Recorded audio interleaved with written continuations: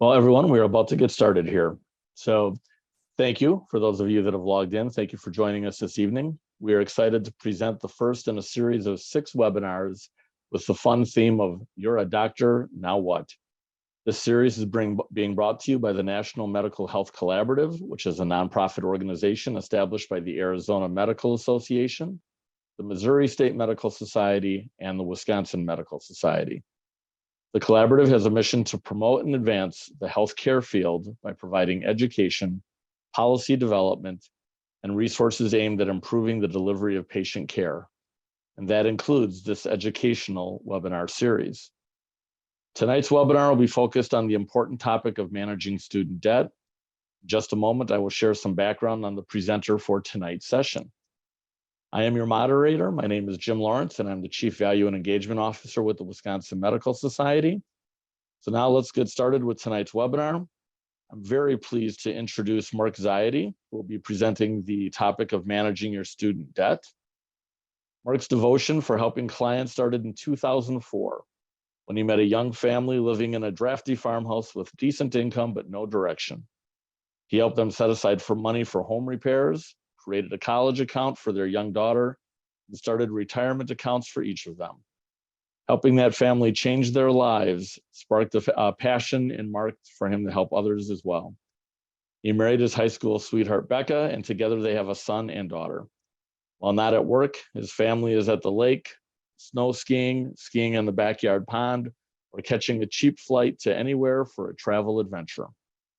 Serving clients in the financial services industry since 2004, Mark is a certified financial planner, professional, and accredited investment fiduciary. Over the years, his comments have been used in the Wall Street Journal, Market Watch, Kiplinger's, AARP, Yahoo, Finance, and other publications. So Mark, without further ado, I'm going to stop sharing the screen and hand it over to you, and you can take it from here.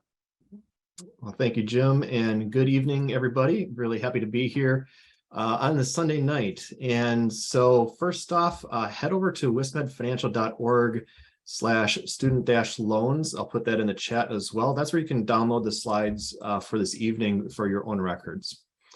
And so student debt, it's a big deal, especially for physicians. So over 200,000, about 50% of physicians out there have more than $200,000 worth of debt. That's according to Medscape's most recent survey on med school debt. So I know it's a big burden for a lot of folks out there.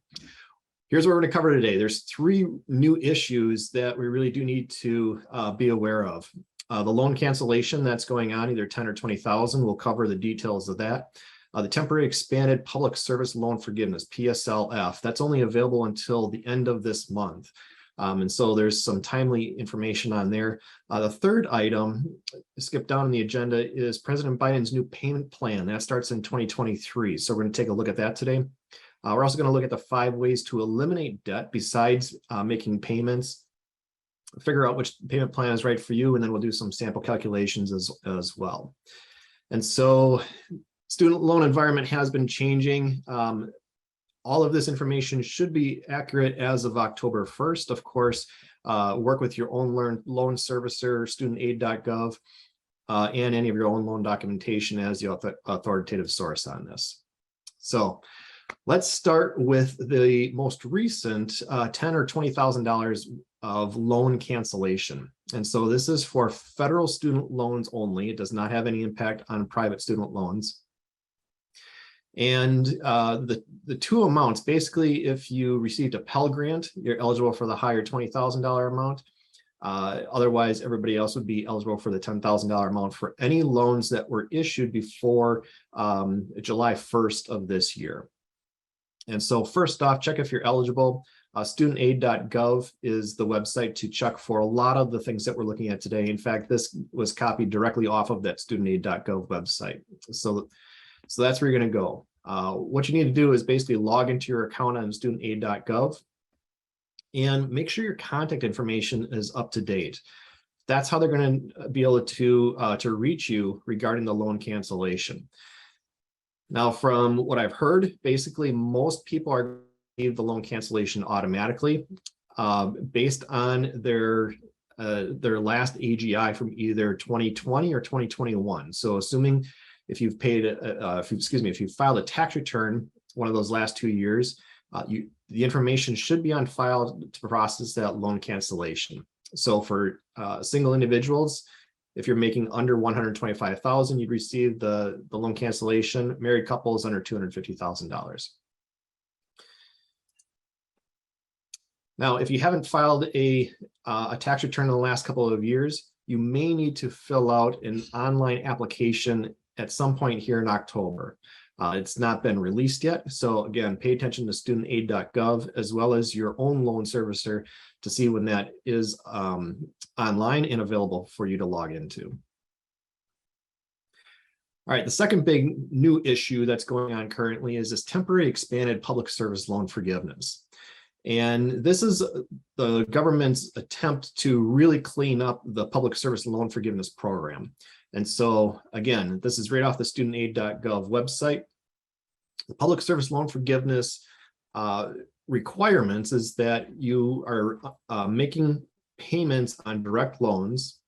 So these are federal loans only under either the 10-year standard or an income-driven repayment option. And so there's 5 different income-driven repayment options that we're going to look at here in a moment. All those payments need to be on time, and you need to be working for a qualifying employer, which is typically a government or a nonprofit entity. Now, here's where they loosened up the rules, and they're trying to clean this up for everybody.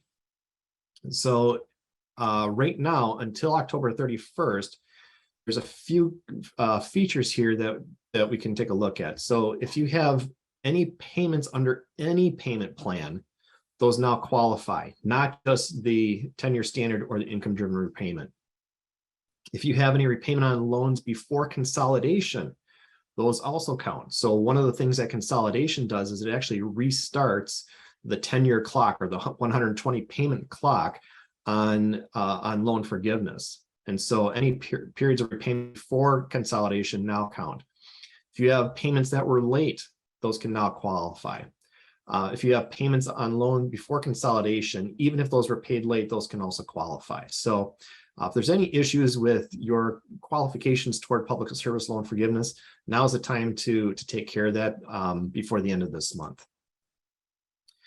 So how do you know if you have an issue with your loan, your public service loan forgiveness credits or not? Well, go over to studentaid.gov and get your aid summary.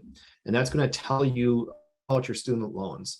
And so you're looking for some loans that don't qualify. So for example, some of the old FFEL loans, the federal family education loans, didn't necessarily qualify for public service loan forgiveness in the past, or Perkins loans did not qualify.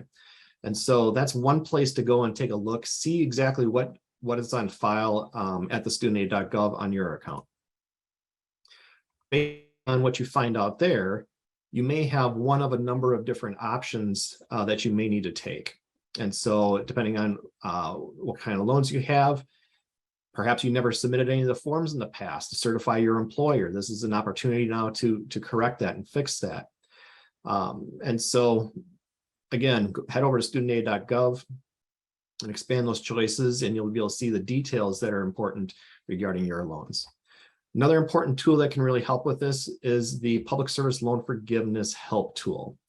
And there's a couple of things that this does. So first of all, it's going to analyze the loans that you do have, help you determine if you have a qualifying employer, if you're eligible for the temporary expanded public service loan forgiveness, and then generate the form that you need to fill out and submit. And so that help tool, I think, is going to be a kind of a one-stop shop for a lot of these issues. All right, so temporary expanded loan public service loan forgiveness, October 31st. Let's move on now to 5 different ways to eliminate debt besides making payments. And so most folks are going to end up making payments on their loans, but if you happen to qualify for one of these 5 items, we want to make sure that we can take advantage of that as well. So 5 ways to make that debt disappear: loan discharge, Perkins loan cancellation, loan forgiveness, public service loan forgiveness, and then there's some loan repayment programs out there as well. So let's take a closer look at these. First, loan discharge. This is in this scenario, something bad had to have happened. So there had to be problems at the school. It closed, there was errors, death, disability. Most people are not going to have loans discharged under this category, but for the rare few that are out there, you can perhaps take advantage of loan discharge. Perkins loan cancellation. Typically, this does not apply to physicians, but this may be something that applies to your spouse. And Perkins loan cancellation, this is for folks that are in public service in the most part. So think of teachers, law enforcement, librarians, those sorts of careers may have Perkins loans that can be canceled. And then we just have simply a straightforward loan forgiveness. And so you do not need to be working for a government agency or a nonprofit for this one, but you do need to be making payments on an income-driven repayment plan for the 20 or 25 years, depending on the payment plan. And then if there's any balance remaining, that balance is forgiven at the end of that period of time. Take that one step further, and then the public service loan forgiveness shortens up that 20 or 25 years to just 10 years, or more specifically, 120 qualifying payments.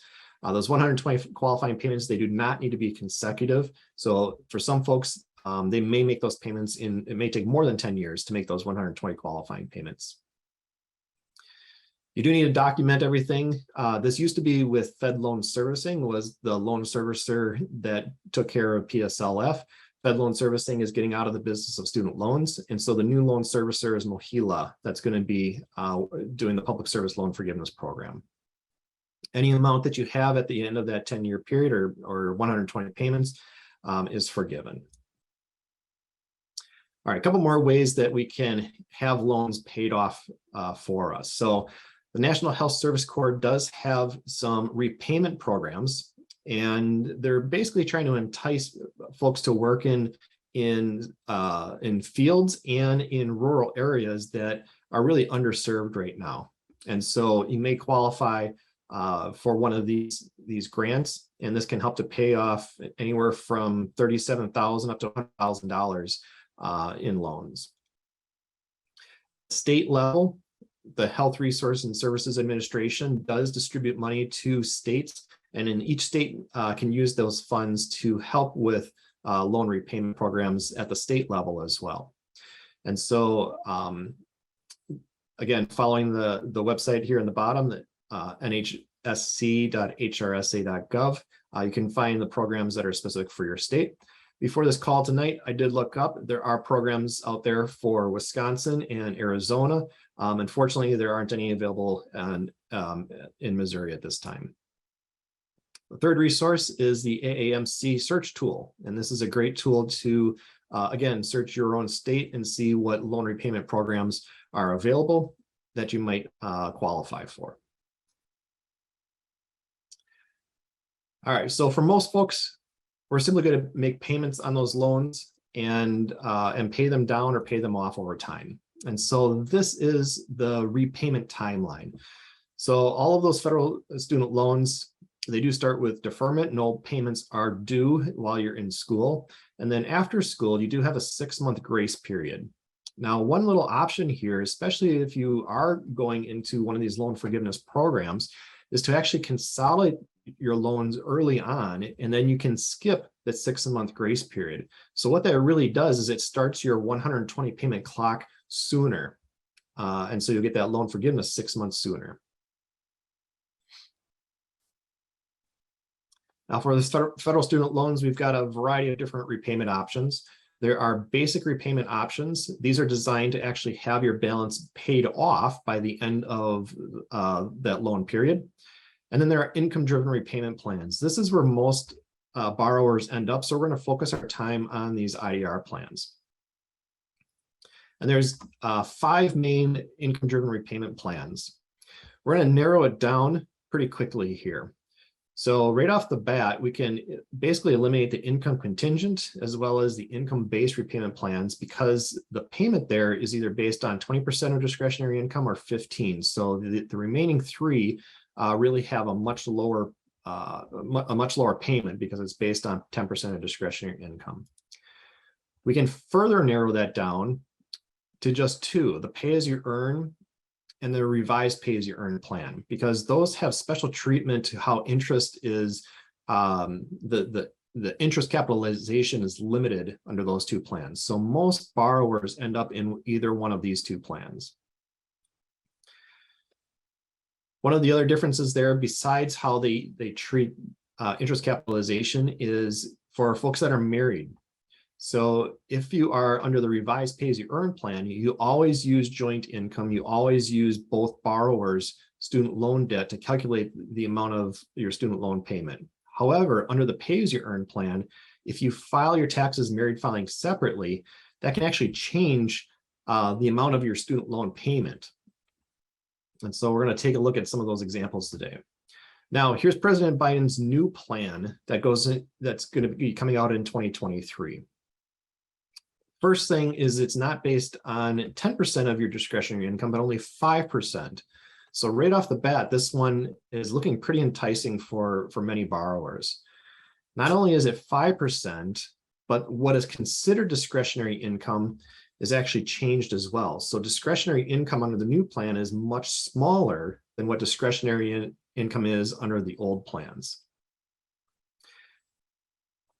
Under President Biden's new plan, we also have loan forgiveness. It's either after 10 years based on what's called an original loan balance, if that's under $12,000. Otherwise, it's 20 years or the 120 payments under public service loan forgiveness. Now, original loan balance, that has not been defined yet.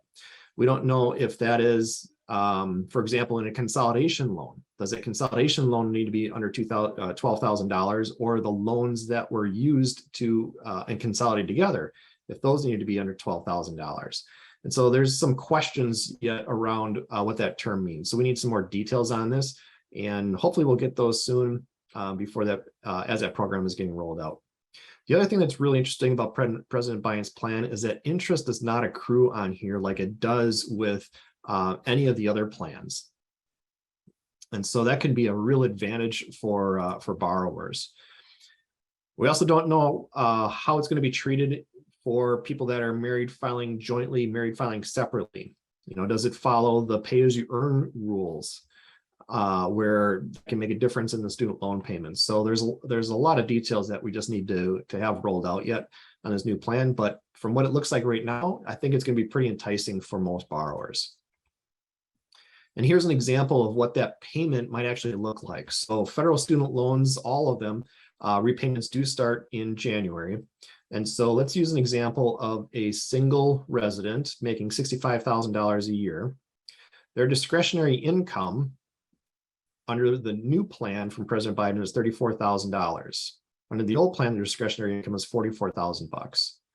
So do the math on either 10% or 5%, divided by 12 to come up with your monthly payment. And under President Biden's new plan, it's $143 versus one of the old or existing 10% discretionary income payment plans would be $371. So again, I think the new plan is going to be pretty enticing for lots of folks. So can you switch? Yes, you can. There's a couple of caveats there. So in the past, it's usually been advantageous for residents to start under the repay plan, because of how interest is treated there. The amount of unpaid interest, only half of that accrues. The other half is actually paid by the federal government. So for a lot of times, residents aren't even making a high enough payment to cover the interest. So under the repay plan, that's pretty beneficial. However, that payment does get capped under the pay-as-you-earn plan. It's not capped under the repay plan. So oftentimes it makes sense for people to switch from the pay-as-you-earn, or excuse me, the revised pay-as-you-earn to the pay-as-you-earn plan when they switch from resident to attending physician. Now, what's going to happen with President Biden's new plan? That may be the best one for everyone going forward. Again, we need the details on that. Can everybody switch? I believe so. We're going to have to see the details there. And will unpaid interest capitalize switching? Remember that new plan doesn't accrue, doesn't allow for any of that that unpaid interest to accrue. So under all the current plans, anytime you switch out, that interest does capitalize, means it gets added to the principal. So again, we've got a lot of details that we need to learn about this new plan. But at the surface, it looks like it's a pretty good one. So let's talk about married taxpayers and this filing separately that's going on. So we need to do a little math here. First, let's calculate the taxes both ways. So if you are married, calculate your taxes married filing jointly versus married filing separately. Chances are, if you file it married filing separately, you'll probably end up paying a little bit more taxes in doing that. We're going to calculate the student loan payment both ways, married filing separately, married filing joint, married filing separately, net the results, and then compare that to the forgiveness amount. So let me give you an example here. So let's say that we have a physician earning $270,000. They owe $300,000 on their student loans at percent average interest rate there. Their spouse is not working, and their spouse does not have any student loans of their own. So under the pay-as-you-earn plan, if they file their taxes married filing jointly, that monthly payment is going to be $1,900 on the student loans.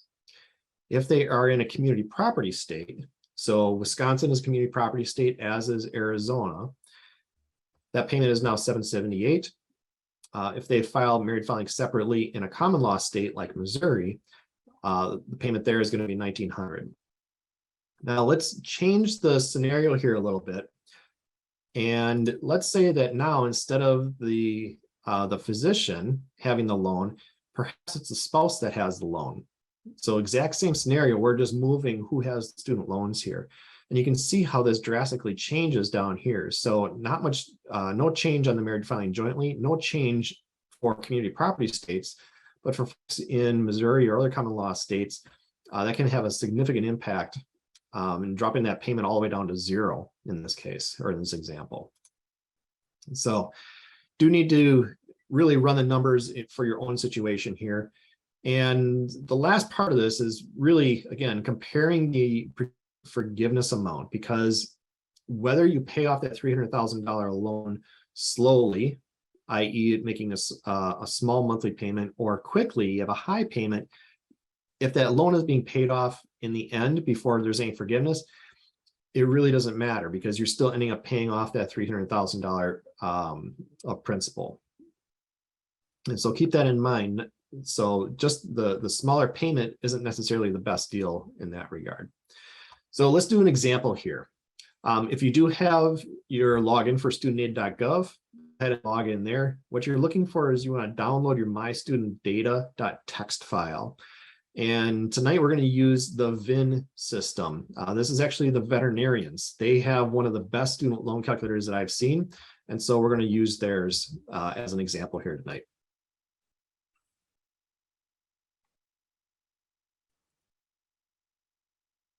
And so here is that VIN website. Again, this is the veterinarians. I'm going to start on the My Student Loans area of their site.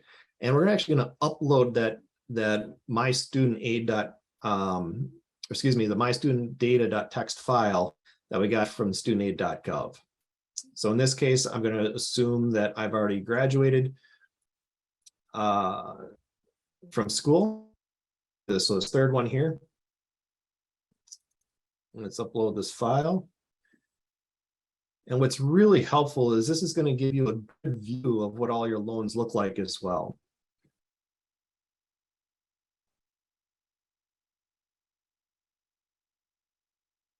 There we go. So in this case, there's 37 federal loans that this sample person has, total of $386,000. 12,000 of that is unpaid accrued interest. So for a total of almost $400,000 that's owed in this case. Now there's a bunch of different loan types in here.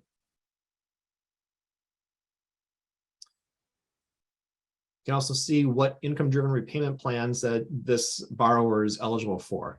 So again, this will probably be updated in 2023 with that new income-driven repayment plan from President Biden.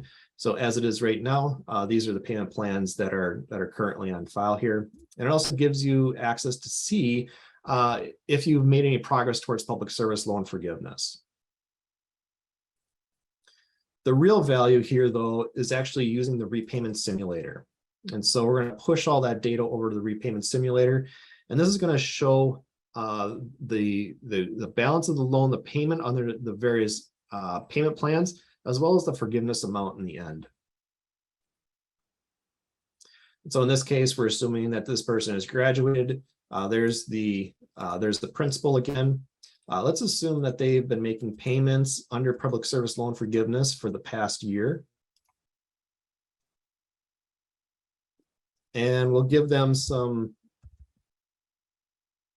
let's say they're making $200,000 of income and they are married and spouse is not working, spouse does not have any student loans, and we're going to run this simulator.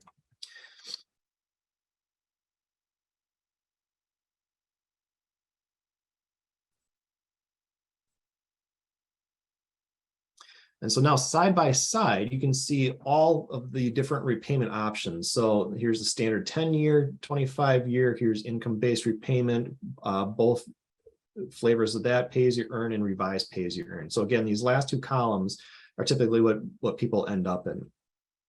Here's a payment amount in this case, $1,400. What I really do like though is this chart near the bottom where you can actually see under each of the different payment plans what your balance is over time and when you're going to have those loans forgiven. So remember, in this case, I said that this person was working towards public service loan forgiveness. And so we have a couple of plans here that would be paid off after the end of that 120 payments. Now, what's interesting here is the standard 25-year repayment plan would actually have a lower payment amount. And so that's why you see the higher balance during the first 10 years. But remember, that one's going to have payments over 25 years. So it would actually make more sense in this case to go with either the pay as you earn or the revised pay as you earn. So those are overlapped in this case, because even though they're making slightly higher payment, that loan payment is paid off after those 120 payments. And so I think this system is pretty helpful to analyze some of those loans and you can see what your payments would be over time, as well as what your loan balance would be as it gets paid off in the end.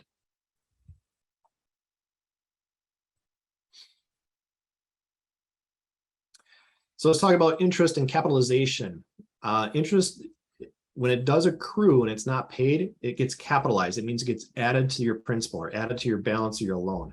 That happens after a couple of key things. So when your grace period ends, after a forbearance period. Now, right now, we are in this COVID administrative forbearance period. There is 0% interest and no payments. So there will not be any capitalization that would occur after this period because there is no interest during this period.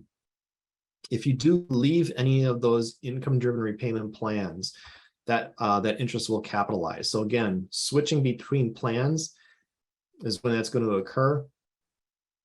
And that's why I'm really curious if that's going to happen with President Biden's new plan, because there is no interest that capitalizes with that one. So I'm not sure how they're going to treat that one yet. And if you don't remember to recertify your income, that interest can also capitalize as well. So you want to stay on top of your student loans each year. Keep in mind that consolidating your loans does normally start that 120 payment clock. However, right now, keep in mind we can get credit for those payments even before consolidation. So in most cases, in normal cases, consolidation would restart that clock. Currently, during this temporary expanded public service loan forgiveness, it does not. And so when you do consolidate your loans, typically you want to consolidate them early on in the process. And my suggestion there is if you have loans that are low interest rate and then some other loans that are high interest rate, actually do two consolidations. Do a low interest rate consolidation and a high interest rate consolidation, because that gives you the option then later that if you do want to refinance some of those loans into a lower interest rate private loan, you could keep your low interest rate federal loans and then just simply refinance your high interest rate federal loans into a private loan, if that makes sense at some point in the future. Some other general rules of thumb that I'll leave you with tonight. If your debt to income ratio is less than 1, typically those loans are going to be paid off before you end up getting any loan forgiveness with public service loan forgiveness. Now, this is before this is under the current plan. So this does not count President Biden's new plan. If your debt to income ratio is greater than 1, consider public service loan forgiveness. Again, consolidate your loans early.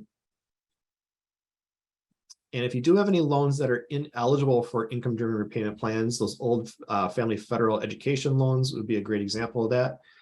By consolidating those loans, that can make them eligible for PSLF. And who can help with this? Talk to your loan servicer, talk to your financial aid office, possibly talk to a tax preparer, financial advisor. Those folks should have some knowledge to help you out with this as well. And so with that, we'll open it up for some questions. And again, head over to wismedfinancial.org/student-loans, and you can download the slides from this evening. Mark, that is just some incredible information. And for those of you that had joined the presentation after Mark had already started, Mark did have the slides downloaded into the chat, and I see that you just added them again, Mark. Thank you very much. So feel free to download from there. Mark, we do have just a few questions, so bear with me here one second. I heard that contributing to an IRA can reduce my student loan payment. Is this true? It is true. And because it's based on reducing your income. So an IRA contribution is a pre-tax contribution. In other words, it takes your adjusted gross income and it reduces it by whatever the amount of your contribution is. So let's think about discretionary income again. And let's say that you add $1,000 to an IRA. Well, that reduces your income by $1,000. It reduces your discretionary income by $1,000. Now, 5% of your discretionary income is used for your student loans. So 5% on that $1,000 contribution is $50. Divided by 12 months a year, it's going to reduce your, so $1,000 IRA contribution would reduce your student loan payment by $4 per month. Now, IRA contributions right now, you can add up to $6,000 per person per year. And so depending on your situation, that may or may not make sense.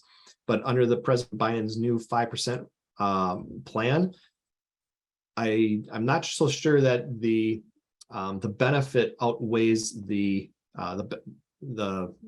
benefit of the student reduction. I'm not sure that outweighs the benefit of just simply making a Roth IRA contribution, which gets you tax-free growth for retirement.